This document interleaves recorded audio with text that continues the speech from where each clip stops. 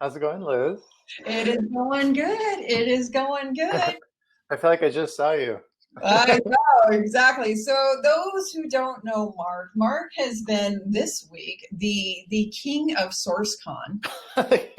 So Ah, SourceCon is a very important and very fun conference. sourcing conference. And so this was the first time in digital, and Mark was so kind, and we did a presentation working together on applying insights from talent management for sourcing managers. So you see, we're the honeycomb. How can we help? So I had a lot of fun, and I said, oh, okay, well, if you get me on. I'm excited to be on, but make sure it's not on the 23rd. I don't care when you put me on the 22nd. I'm there for you. It could be 2 a.m. No problem. But 23rd, I kind of have my own summit going on. So appreciate it, Mark. Thank you, Liz. Thank Yeah. you. So so I've totally missed like the entire like whatever happened yesterday. Like I totally missed it, obviously. So I hope it was good. Believe me, Mark. So this has been an incredible conference, really about how are we learning from each other, just understanding perspectives, which has been really good, and to say, what can we do to support and learn? Where is the world changing? But also, how are we also questioning a couple of those things that are changing to say, efficiency over humanness, what are we losing in those processes? So thinking things through as to, how do we challenge our paradigms? Thing I often say, which gets a lot of flack, is, sourcers, and that was a question that came up yet on Tuesday, is I'm a sourcing manager, and my sourcers, what do they have to do? And I was like, talent manager, hello, I need you.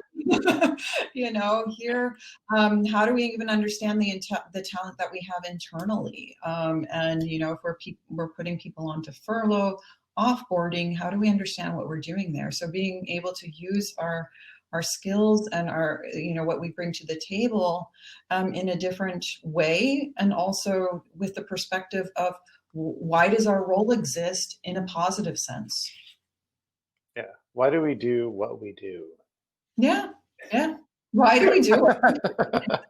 It sounds like such a simple question, but this is such an opportunity as we're rethinking what we do. Is it fit for purpose? Does this make sense anymore? If we have so many people out on the job market who've been furloughed, does it make sense that we say we as sourcers, we source people for jobs, not jobs for people?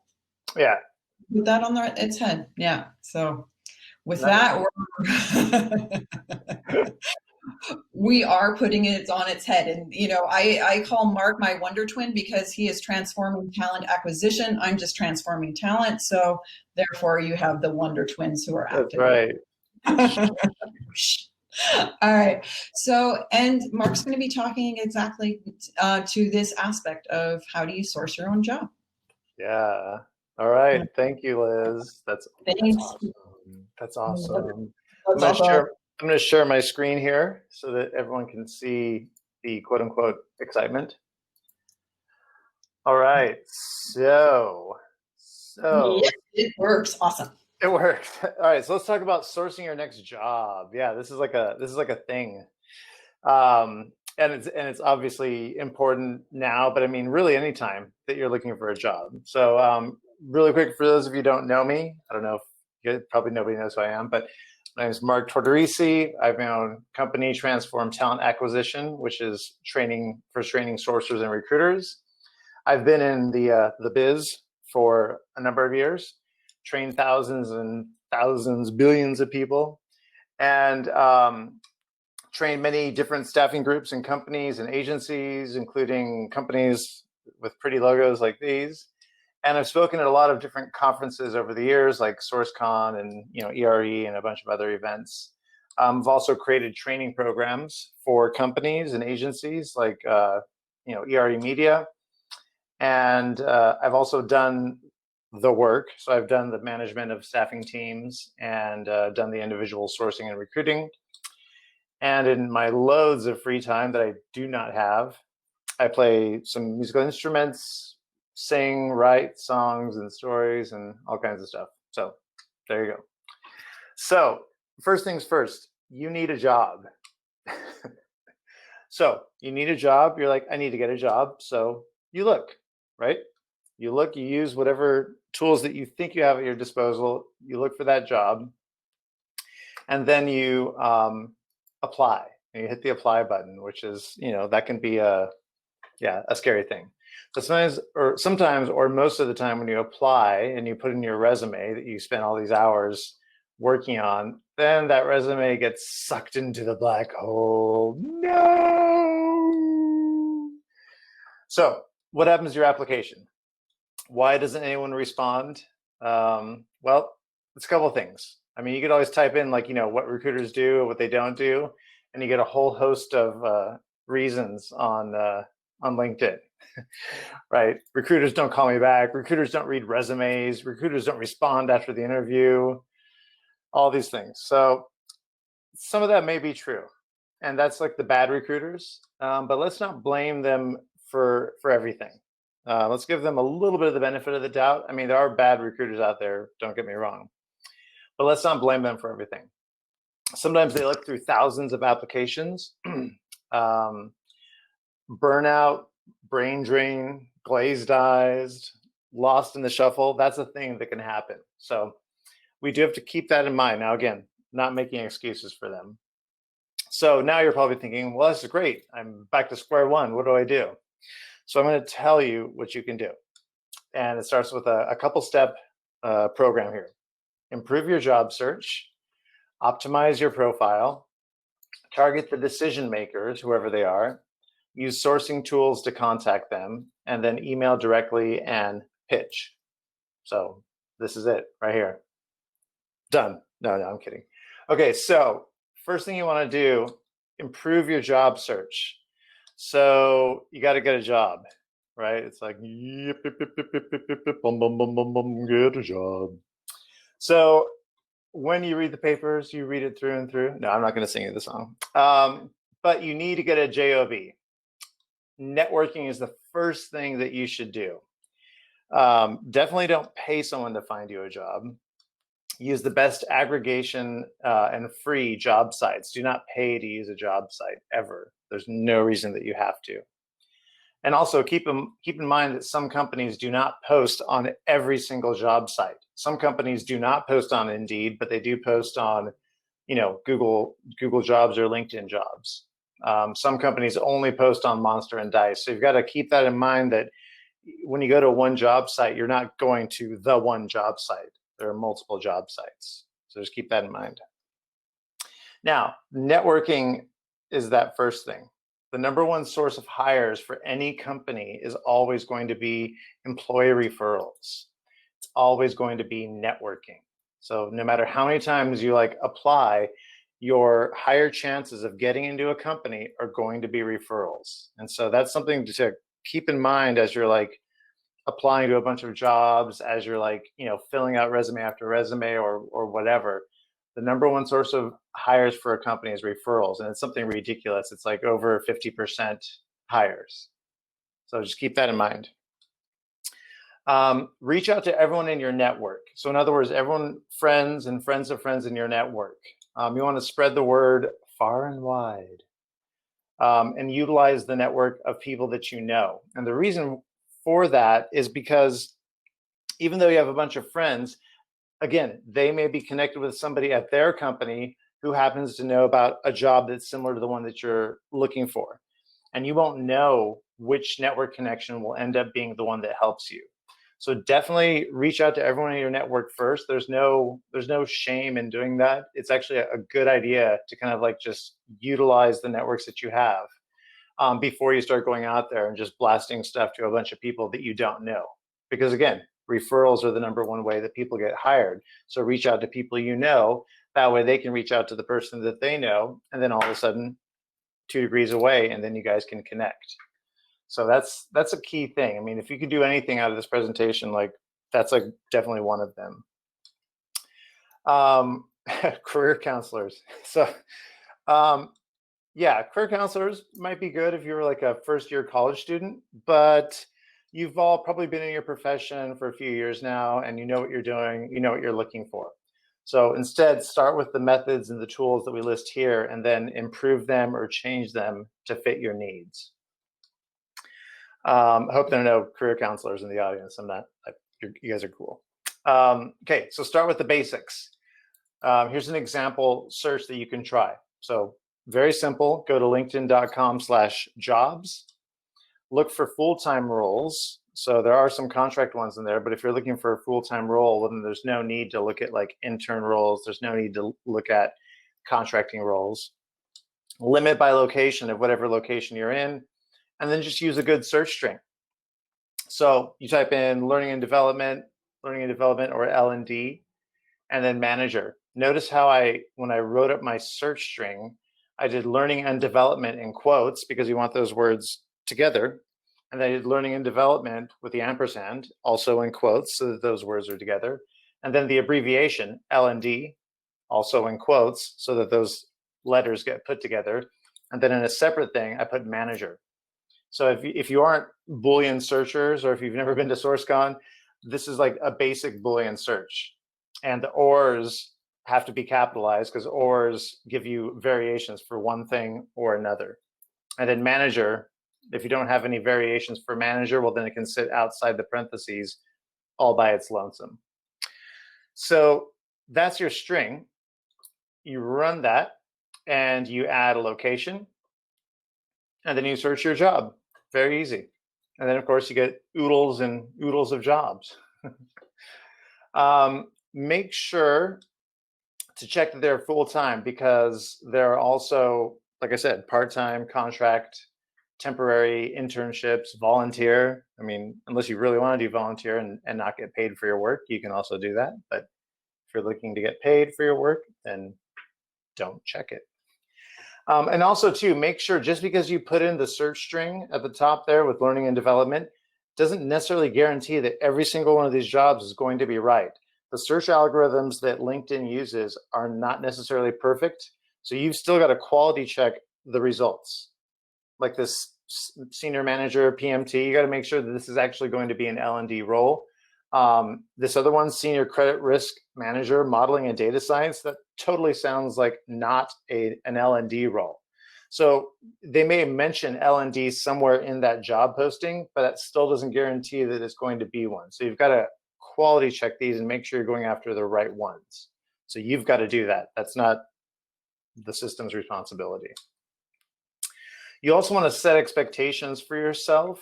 Don't go out of your league. In other words, if you have 3 years of industry experience in whatever industry, don't apply for a director level role that requires 12 years of experience, right? I mean, it's nice to dream and all, but there's a very high chance that you'll end up wasting your time and energy, and also the recruiter's time and energy as well. So don't go too far out of your experience for a job. Even if you really want it, there's a chance that there's like many, many other people who are closer to that 12 years experience if you only have 3. So keep that in mind as well as when you're searching. Don't go out of your league. Now, one thing you can do, I heard somebody mention this earlier today. They were talking about the fact that jobs get filled like right away and then they're gone, or sometimes they get filled or closed and then they get reopened again, and you're like, what is happening? So there's a couple things you can do to stay ahead of the game. New jobs are posted all the time, and some of them get filled very quickly, like sometimes within like a day. And then some of them get filled quickly, but then they leave it open, which is even more annoying. That's just like bad recruitment coordinators. That's bad recruiters. That's just bad administration. So what you want to do is you want to get an edge on the new jobs that are coming out. So you get an edge using Google Alerts. And you can use Google Alerts either within Google's regular search, or you can use the one that's integrated in Google Job Search. So let me show you how this works, because I think this is a cool thing. Hopefully nobody's shown this yesterday, because I wasn't watching yesterday. So here is a search string for Google Jobs. So I'm going to put in my job titles, and I'm using Google now. I'm not using LinkedIn. So there's a couple things that are different here. I'm going to put learning and development in quotes, or learning ampersand development in quotes, or L&D. and I'm going to put manager in quotes. And the reason why I put manager in quotes is because Google does this thing with every individual keyword. It'll take that word and it'll word stem it to a bunch of things. It'll do manager, but then it'll also do management. It'll also do leading, led. It'll do a bunch of other words. And sometimes, like, the more it does that, the more convoluted the results get. So if you want to force Google to only give you that one word, manager, put quotes around it, and that will force Google to only give you that word. So I put manager in quotes, and then I put some generic location. So I'm targeting, the Seattle area. And then I search in Google Jobs. Now, if you notice here, the results that come up in this one are much better than the algorithms that LinkedIn had. The algorithms for LinkedIn pulled up a lot of some pretty def looking job postings. Here, there are like learning and development managers, and they all come up to the top. So clearly the search algorithm for Google's is much better.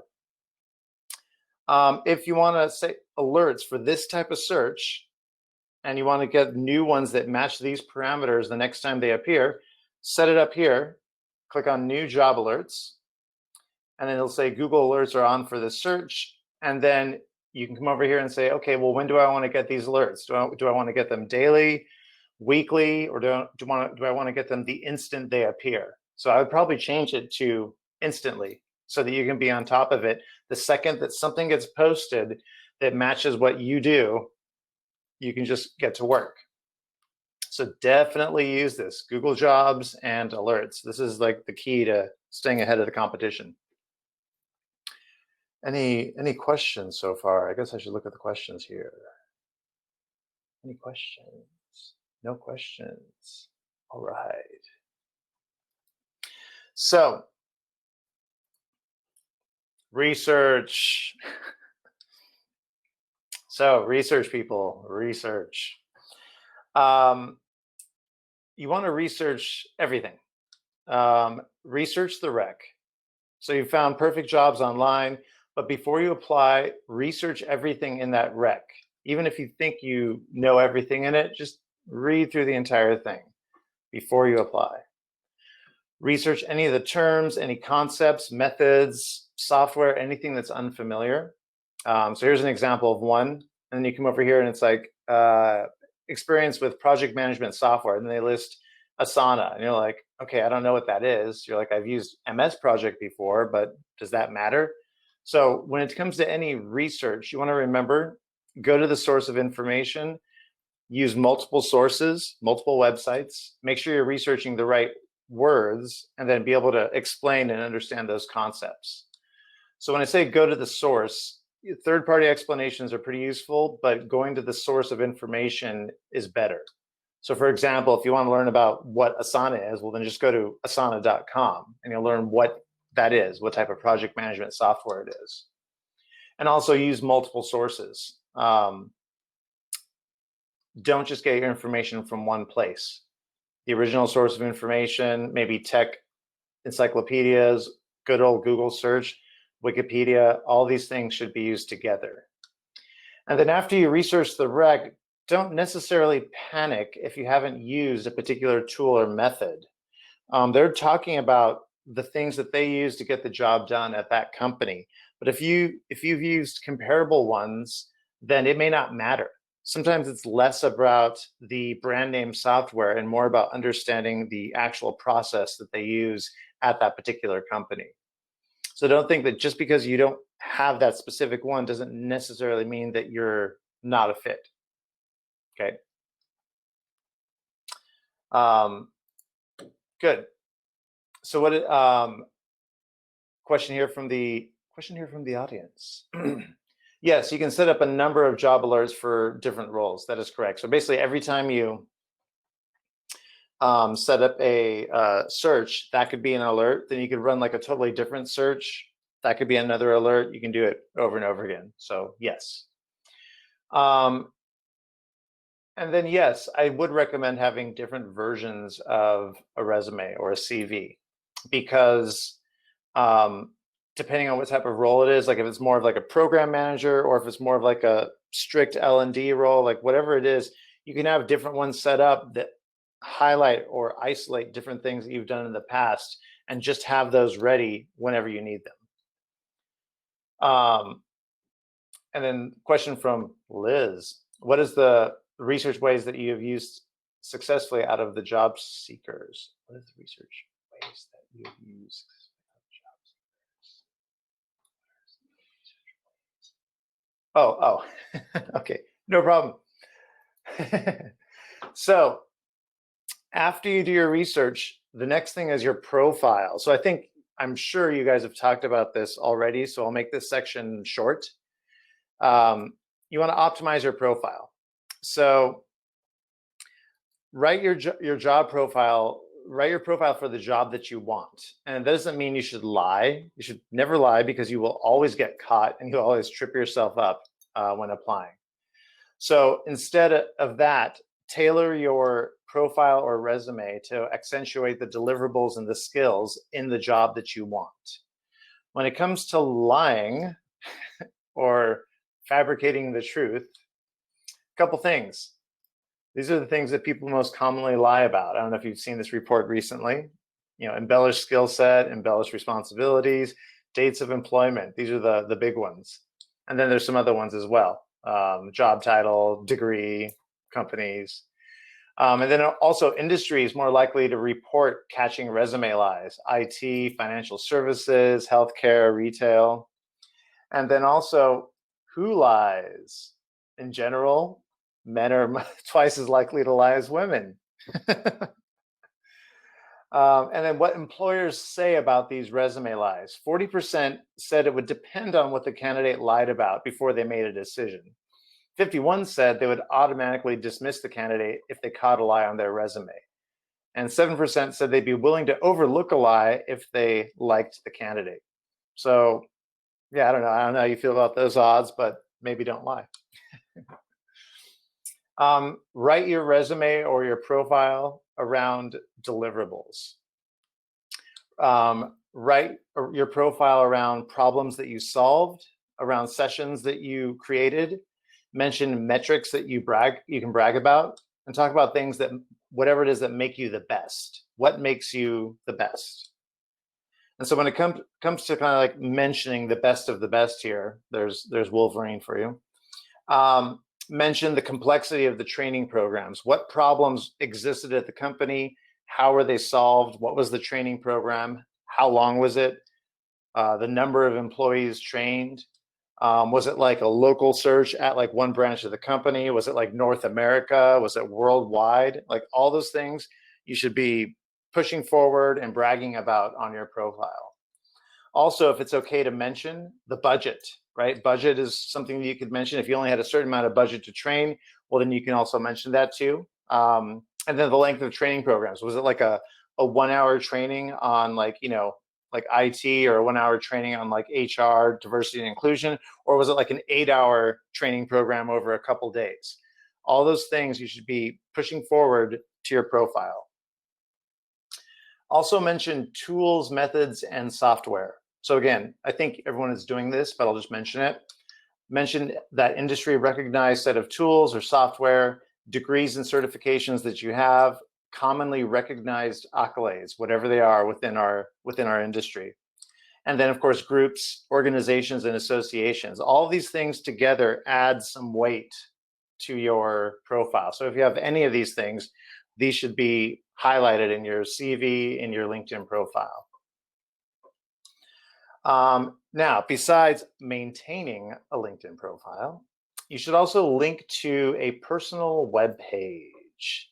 So when I say a personal web page, I mean a web page of your own. This web page should contain even more information about you, like personal, professional interests, like even like other things. I mean, that's fine. It's just you want to give the people who are viewing your profile a well-rounded view of you as a person. That helps in hiring. So here's an example of how that could look. Here is an L&D type person / speaker.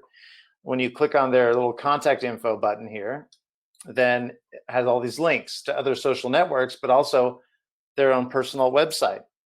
Now, of course, their personal website they did here is actually pretty in-depth. You don't necessarily have to do this. Your personal website could be a, hi, how's it going? Here's me. You have some photos, you and your dog or you and your family, maybe you at work, and say, yeah, I'm really into, L&D and this and that. Maybe, a little bit of like what it's like for the worker to experience things at the company and how do we train them to become better at X, Y, and Z.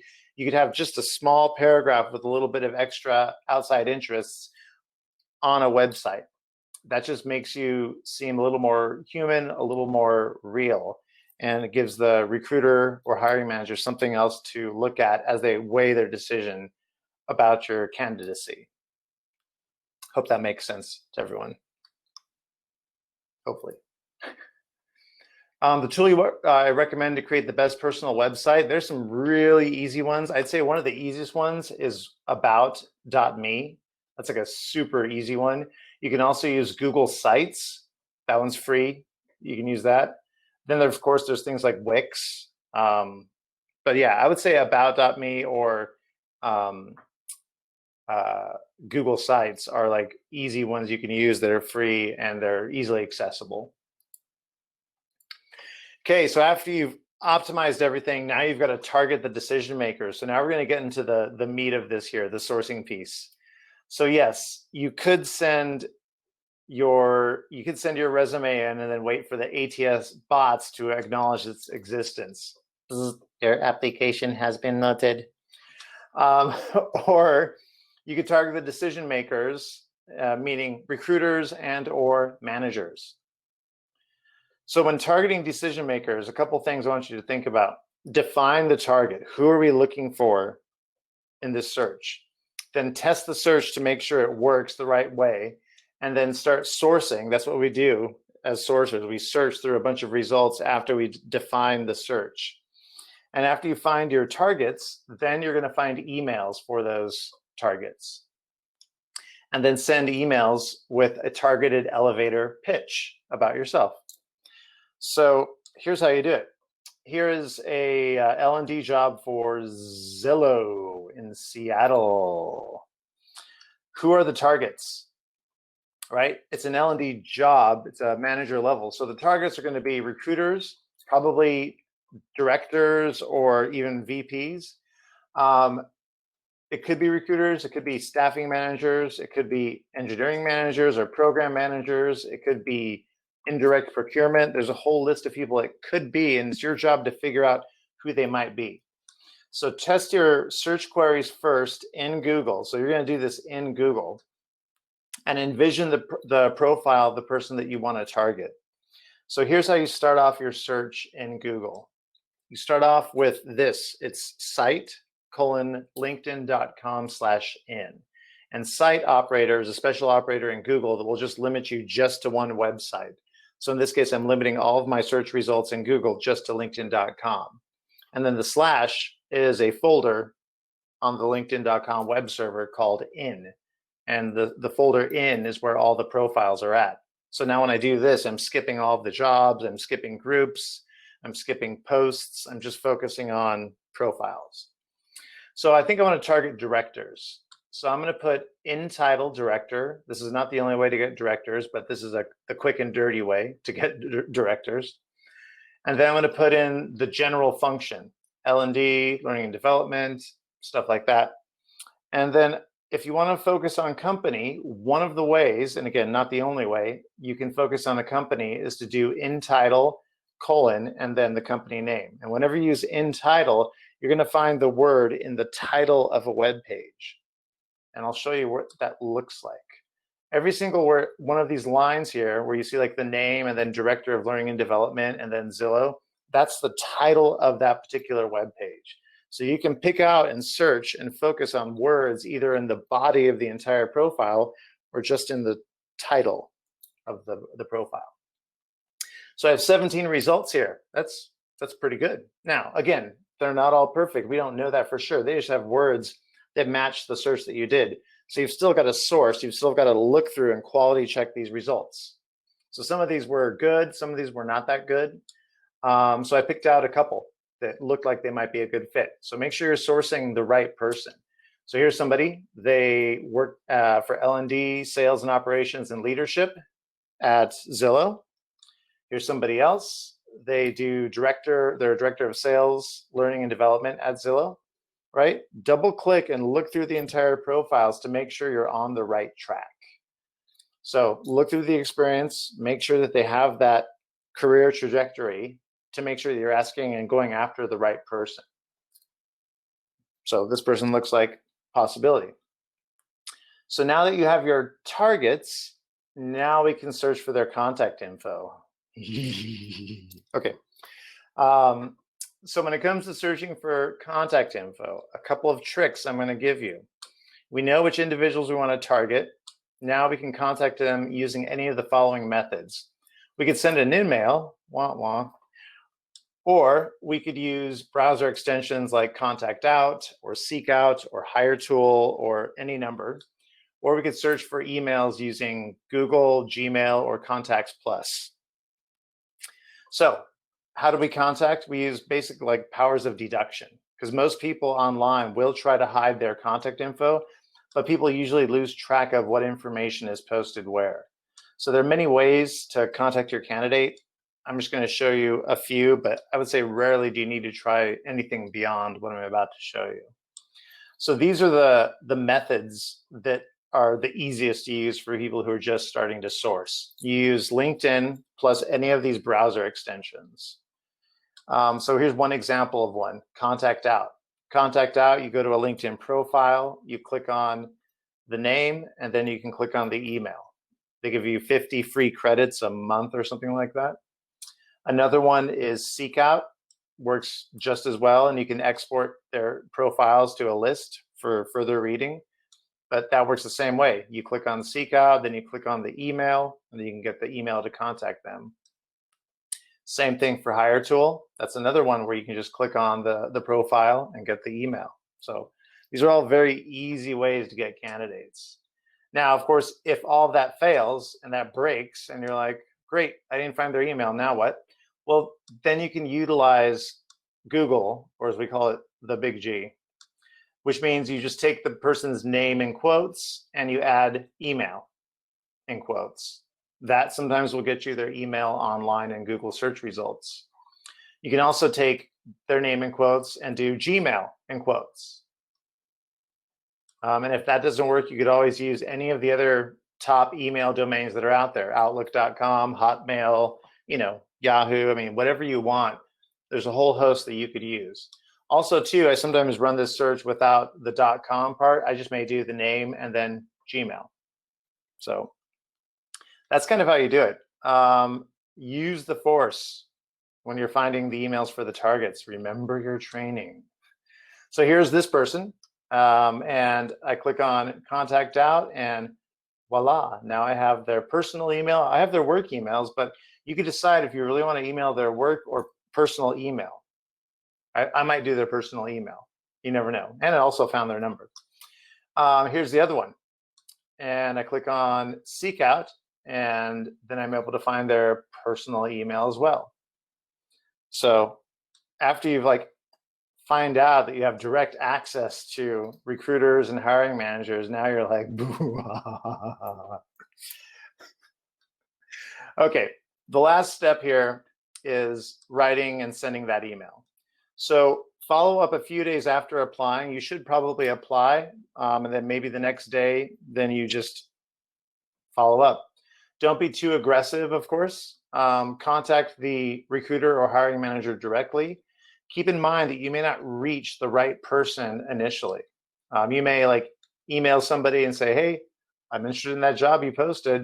And they'll say, yeah, that's not my group or my job. And they'll say, oops, can you refer me to the right person? Even that might still get you there. Also say why you're reaching out directly to the hiring manager or the recruiter. There are good reasons why you can say that. Just in case my application got lost in the shuffle, because I feel this role really suits me, here are the reasons why. Because I'm taking proactive steps in my job search. You may not be the right person to connect with, but I feel like I need to, get the ball rolling on this. Whatever those reasons are, again, you're being proactive in a different way than just a normal applicant. And also, when you do talk to them, mention the other companies that you may be speaking with, other offers that you have on the table. because that information, when you give it to the recruiter or the hiring manager, lets them know that you're not going to sit around forever. And then you can, of course, look forward to that fabulous interview that you'll get after that. So the research plus the sourcing and then the follow-up will get you results. And the hiring managers will definitely appreciate the time that you took to research and follow up. And your awesomeness will be legendary. Legendary. Okay, so I guess to kind of summarize, yes, searching for a job can be daunting, but you can gain an edge with the way you automate your search. Your LinkedIn profile, other social media, and personal web pages should always be updated. Target decision makers by using the sourcing tools to contact, and then directly email and pitch the recruiter or hiring manager. Don't necessarily wait for them.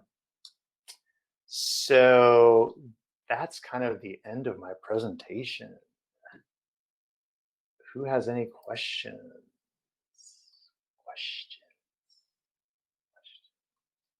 I guess the first question is there anybody in the room? Yes.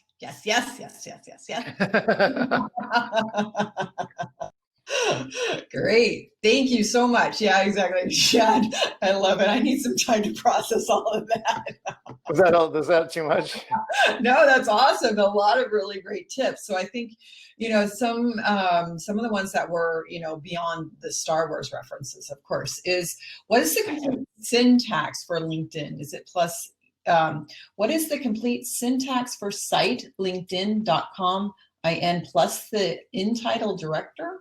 Oh yeah, that was right. I mean, the only other thing that you missed was the L&D piece. So here, I'll paste it here in the chat. There you go. Awesome. So it's really just the site and then linkedin.com/in, and then whatever the basic function is, and then whatever the specific title is, and then the company. And when it comes to titles, you want to kind of like do as little of a title as possible that will actually get you the results. Like, don't come up with like director, programs management, and enablement. Like, don't do anything like that. Just keep it simple. Brevity? What? Okay. I think you may have already answered this because I know you said the one for the number of alerts, but recommending having different versions of a resume customized based on requisitions. Yeah, we answered that earlier. Yeah, you should. Yeah, any different like flavor of like your job and like what you're doing. I also see another question here. Is it sending messages to the hiring manager via personal mail frowned upon? I mean, you could do the work email if you want, or if you want to, or just send it to both of them. Just send it to the work email and CC the personal email. I mean, that's I think the way to do. Yeah. I think, what if you, because here, when I was a hiring manager, so your point was saying, do you have other jobs on the table? So I personally really appreciated it when I knew that. But I was also very clear, when I could, I'm sorry, I'm going to say it, like a gut feel where it was just like, okay, that's what they're just telling me. So I did drill a little bit more as to what type of role, et cetera, et cetera. So tell me more about it. But I did really honestly appreciate it, because that also gives that aspect to make sure that I got the candidate through the process and in front of the right people in a more reasonable amount of time. Yeah, for sure. I mean, also too, again, if you make up the fact that you have like all these offers, and then like you start talking to the person, they're like, so tell me about these offers, then you're going to start to, unless you have your lie so well crafted that if your nose is out to here, then you're gonna mess yourself up. So again, and then another question: what if you apply for a job and you get the auto-generated email saying that you should not contact them? I would say you still contact them. I mean, don't reply to the auto-generated email, but reply to, like, do what we just demonstrated here, because that response could be like, for one, it could be a recruiting coordinator or a resume screener that really knows nothing about the job, and they're just like looking for keywords at the lowest common denominator, and they just toss you out. Yeah. So I would still do the due diligence and try and contact the people who should look at your profile, because I guarantee you, if they're getting like 100 applications to that role, the recruiter is not looking at all 100 of those resumes. Yeah. They are not. They have their coordinator, their assistant, kind of like semi looking at them, or a sourcer. I mean, and you have no idea what their skill level is, or how well they understand the job or the business or anything, because their resume coordinators or screeners that's not the only job they're looking at. They're looking at stuff for engineering, for marketing, for HR, for like sales. Like they're looking for everything. And this is just one job of a zillion that they have to do. And you are literally a number in that aspect. Yeah. So it's always better to, even if you do get the auto-generated thing, say, hey, I want to actually talk to you. And I think, whatever that is. No, that's really true. Oh, this is interesting. Lisa asks a good question. So here, does that sometimes discount you as a candidate, saying that you are interviewing with other companies? So we know my opinion. So what's your opinion there? No, of course not, because no way. Yeah. No way. Yeah. No. Oh, I usually like to say in my not so humble opinion, but no, because I mean, if you're the perceived view in the industry is, if you are good, a lot of people are talking to you, and it's really just a matter of either one of the companies pulling the trigger or you just deciding which one is the best one. Yeah, exactly. And the only reason maybe you're holding off on, making a decision is because you really want this company, and you're just holding off everything until you find out. And then if it's no, you're like, okay, well, that's fine. I will leave. And even when you saying that, sometimes that can get them going there. So. Yeah, exactly. Okay, I love it. Thank you so much, Mark. So in terms of resources, so we can upload slides to the Hey Summit speaker profile, but when we will be having the videos put onto our YouTube channel, because you just have to click, click subscribe or slay subscribe, or apparently subscribe. Yeah, exactly.